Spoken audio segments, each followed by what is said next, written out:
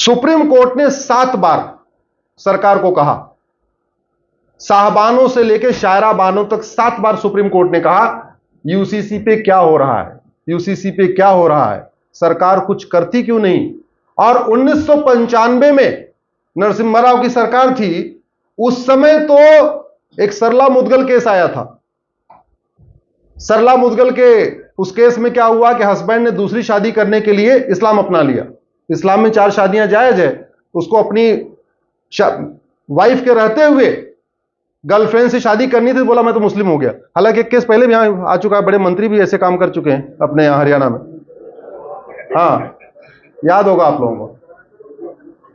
हाँ, तो उस सरला मुदगल केस में तो सुप्रीम कोर्ट ने नरसिम्हा राव की सरकार को बोला एक काम करो, तुम एफिडेविट फाइल करो, यूसीसी कब लाने वाले हो। आप लोग गूगल करना, सरला मुदगल केस, पैरा नंबर 36 में लिखा हुआ है। सुप्रीम कोर्ट ने कहा, जस्टिस कुलदीप सिंह की बेंच थी, आप एक काम करो एफिडेविट फाइल करो, यूसीसी कब लाओगे। नरसिम्हा राव जी बड़े मास्टर आदमी, बोले साहब एक काम करो, केस को डिस्पोज ऑफ कर दो, आपने उसकी जो शादी थी तो वो तो कैंसिल कर ही दिया है, हम यूसीसी लाएंगे, बस डिस्पोज ऑफ कर दो। वो भी डिस्पोज ऑफ कर दिए, वो भी डिस्पोज ऑफ हो गए और यूसीसी नहीं आया। इसलिए बहुत जरूरी है, इसके लिए हम लोगों को खड़ा होना चाहिए। एक बात जरूर मैं कहना चाहूंगा, आप लोग ये सोच रहे होंगे जब यूसीसी का सारा फायदा मुस्लिम बेटियों को ही है तो देश की बात, अरे भैया मुस्लिम बेटियां भी तो देश की बेटियां हैं ना। अगर मुस्लिम बेटियों को फायदा हो रहा है तो देश का फायदा हो रहा है। वो 1-2 नहीं है, 12-14 करोड़ है। आर्टिकल 14 कहता है equality before law, equal protection of law, कि जो कानून के सामने सब समान है। और जो चीज अपराध गुड़गांव में है, वही चीज अगर वही काम गाजियाबाद में हो रहा है तो अपराध होना चाहिए। ऐसा नहीं होना चाहिए कि कुछ चीज यहां अपराध हो जाए तो वहां पर अपराध नहीं हो। इसलिए मुझे ऐसे लगता है कि आप सबको इस पे आगे जन चेतना करना चाहिए। जहां लिख सकते हैं लिखिए, सोशल मीडिया में, फेसबुक पे, व्हाट्सएप पे, टेलीग्राम पे, ट्विटर पे, जहां लिख सकते हैं लिखिए। इसके पक्ष में एक अभियान शुरू करिए।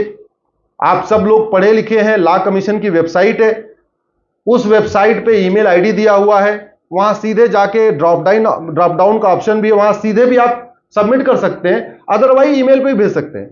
जहां तक ड्राफ्ट की बात है, मैं एक ड्राफ्ट अपनी मेहदी रत्ता जी को और गुप्ता जी को भेजा हुआ है, आप सबके पास भी व्हाट्सएप ग्रुप में पहुंच जाएगा। मैंने हिंदी में इसलिए लिखा था कि जिससे सबको आराम समझ में आ जाए।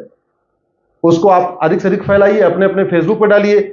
जहां उसमें कुछ नहीं करना, जहां अश्विनी उपाध्याय नाम अपना नाम लिख लो, क्या दिक्कत है, उसमें कोई कॉपीराइट थोड़ी है।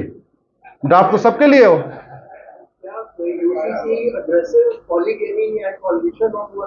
यस, एक पति एक पत्नी का नियम लागू होगा तो सब पे लागू होगा,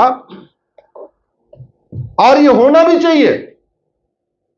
ये संविधान भारत का संविधान है, अमेरिका या अरब का संविधान नहीं है।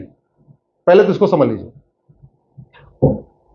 और जो लोग बार बार आर्टिकल 25 की दुहाई देते हैं कि हमको धार्मिक स्वतंत्रता है, तो धार्मिक स्वतंत्रता है, अधर्म की स्वतंत्रता नहीं है। और धर्म और अधर्म क्या है? जो संविधान के प्रियम्बल के 6 शब्द हैं, जो उसको फॉलो करे धर्म, जो उसके खिलाफ हो अधर्म। मैं तो संवैधानिक भाषा बता रहा हूं आपको। संविधान का आर्टिकल 29 की, वो ऐसी मैं देखता रहता हूं, कुछ भी कुछ बोलता रहते हैं।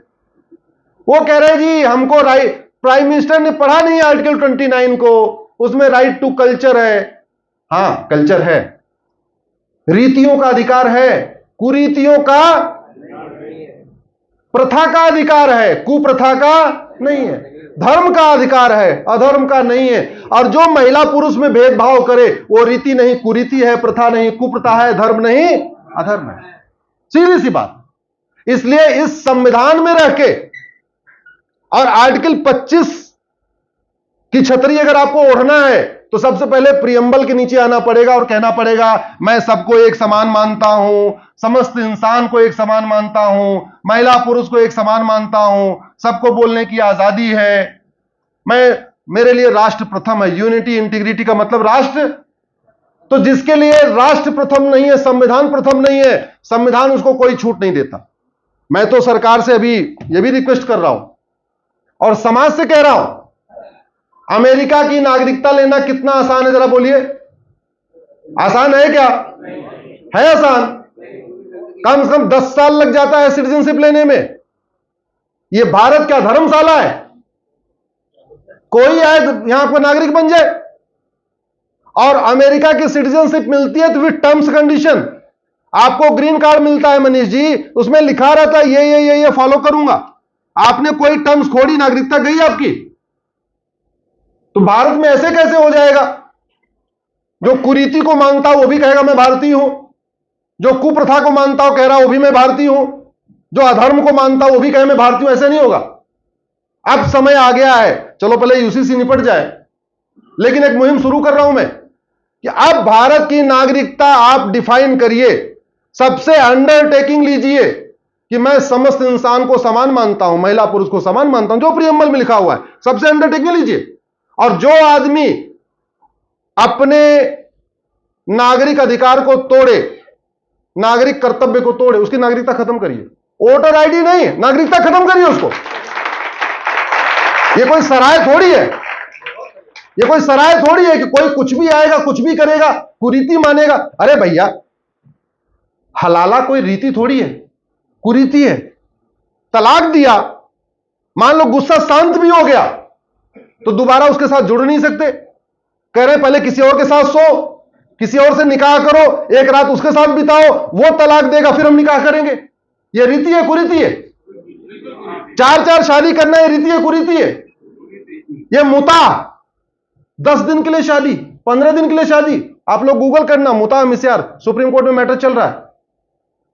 वो खाड़ी देशों से आते हैं, लखनऊ आते हैं, हैदराबाद आते हैं, कोची आते हैं, ऐसे आते हैं, 15 दिन के लिए मैरिज करते हैं, उसको मुता कहते हैं, MUTAH। और 15 दिन में मुता करके चले जाते हैं। और इतने घटिया आदमी कोई सेफ्टी प्रिकॉशन भी नहीं लेते। 15 दिन में वो चले गए, बच्ची प्रेग्नेंट हो गई, वो तो चले गए अरब। उस बच्ची से कौन शादी करेगा? कौन निकाह करेगा उससे? ये मुता मिस्यार बंद होना चाहिए, नहीं होना चाहिए? अरे जिस देश में कन्याओं की पूजा होती है, जिस देश में गृहिणी कहते हैं, जिस देश में नारी तो नारायणी कहते हैं, उस देश में एक विदेशी कुरीति, मुता जैसी कुरीति, मिस्यार जैसी कुरीति, हलाला जैसी कुरीति, 3 तलाक जैसी कुरीति, यह भारत में चलना चाहिए क्या? ये चल रही है अच्छे लोगों के शांत रहने के कारण। मैं बार बार कह रहा हूं, अब इस देश के मिडिल क्लास, अपर क्लास, पढ़े लिखे लोगों को जाति, धर्म, भाषा, क्षेत्र से ऊपर उठ के आगे आना पड़ेगा। और भारतीय परंपरा, स्वाभाविक सी बात है, मामला हिंदू और मुस्लिम का नहीं है, हिंदू क्रिश्चियंस का नहीं है, या क्रिश्चियन मुस्लिम का नहीं है। पूरा विषय है भारतीय संस्कृति, विदेशी संस्कृति। जो संस्कृति हमारी परंपरा के अनुकूल ना हो, जो बहन बेटियों को एक बराबर ना मानती हो, इक्वल ट्रीट न करती हो, उनका सम्मान न करती हो, स्वाभाविक सी बात है, ऐसी को इसको हम रीति नहीं कह सकते, ये कुरीति है। कुरीति बंद होना चाहिए। और जब यूसीसी आएगा, ये 10 बदलाव आ जाएंगे। शादी की उम्र सबकी एक समान हो जाएगी, शादी का रजिस्ट्रेशन सबका होगा, ग्राउंड्स ऑफ डिवोर्स सबका एक समान हो जाएगा, प्रोसीजर ऑफ डिवोर्स सबका एक समान हो जाएगा, गुजारा भत्ता सबको मिलेगा, गोद लेने का अधिकार सबको मिलेगा, बच्चे के भरण पोषण का अधिकार सबको मिलेगा, वसीयत का एक समान अधिकार हो जाएगा, विरासत का एक समान अधिकार हो जाएगा, एक पति एक पत्नी सब पे लागू हो जाएगा, माता पिता की देखभाल का अधिकार मिल जाएगा। और मैं तो उसमें रिक्वेस्ट कर रहा हूं, उसमें एक चैप्टर और जोड़ दिए, हम दो, हमारे दो, सबके दो। मैं कह रहा हूं उसमें एक चैप्टर और जोड़िए, जैसे आपने 10 चैप्टर बनाया, एक चैप्टर हमारी तरफ से और जोड़िए। मैं अभी प्रेजेंटेशन दे के आया हूं, इसी पिछले सप्ताह ही दे के आया हूं। मैंने लॉ कमीशन के चेयरमैन को बोला, इसी संविधान के शेड्यूल 7 के लिस्ट 3 में एंट्री नंबर 20A पे लिखा है population control and family planning. आज तक इंप्लीमेंट नहीं हुआ, संविधान में लिखा हुआ है, उसको लागू करना किसकी ड्यूटी है? सरकार की।